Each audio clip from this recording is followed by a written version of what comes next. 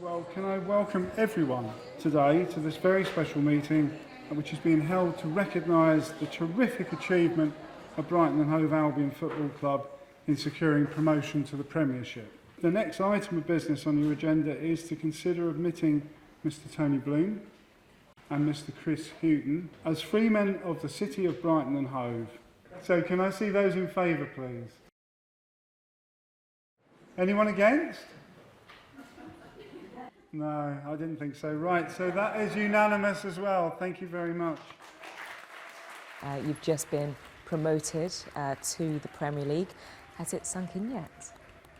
For me it has. I think for a lot of people around the city and connected with the club, I think probably or possibly it hasn't. For them it's something that I don't think a few years ago they could envisage. What the club has done over the last few years has gone close, but the club's gone through a lot in their history, and so I think for some it's just sinking in. You've mentioned that Newcastle was the highlight of your managerial career. Has this promotion with Brighton to the Premier League now surpassed that?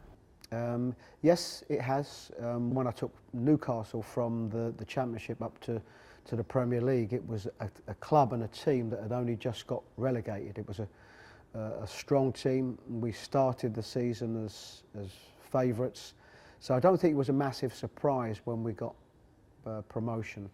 This one, I think, is the achievement. I think is, for me personally, is greater because this is a club that have not been in the Premier League and haven't been in the top division for some 30 years.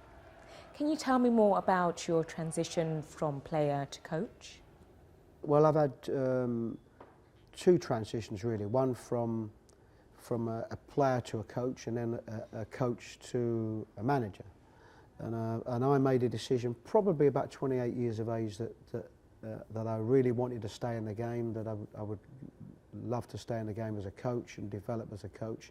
But you have to get that opportunity, and where I was very fortunate was that when I finished playing more or less in the sort of March. I retired in the March, and Ozzy Ardiles got the Tottenham job in the summer, and he took me in as his under-21 coach. So that was the break that I got, that everybody needs. But I was a coach for a long time, and my managerial career, I think I benefited from having a long apprenticeship as a coach. I was a coach for 14 and a half years before I went into management, which is very unusual. Ladies and gentlemen, please welcome Chris Hughton!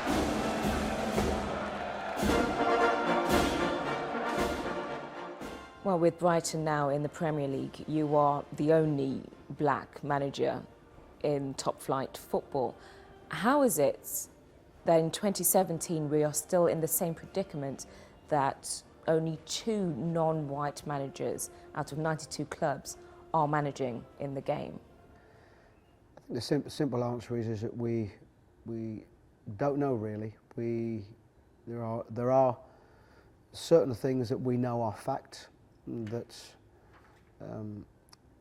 if I look at the balances that we have between black and ethnic players that are playing in all divisions, and the balances between that and what we see on the coaching side, there's a massive imbalance. They're the things that we do know. What we are seeing more black and ethnic coaches at lesser level, or I should say lower level as such. What we are not seeing is that's going through to senior football or through the leagues. I think there is no doubt, going back over the years, certainly if you go through my period of time as a manager and early coaching, that I've no doubt that black players were seen in a particular way and probably weren't seen as captain material or managerial or coaching material, And I don't think I'm saying anything different to what people think that was then. Do some of them stigmas still apply? Possibly. Do you feel any particular pressure because you are one of few black managers in football? I've never felt any pressure, and irrespective of anything that we might think, it's still always going to be about making sure you do the best job that you can. But one thing that I am very proud of is that I have received lots of letters and phone calls from black coaches that are trying to get back into the game, and if in any way that I'm seen as a role model, that's something that I'm very proud of, and certainly very proud to take on. Going back to Brighton next season, how are the preparations going? Well, the preparations are going well at the moment, but we're very fresh after obviously a very good season for us.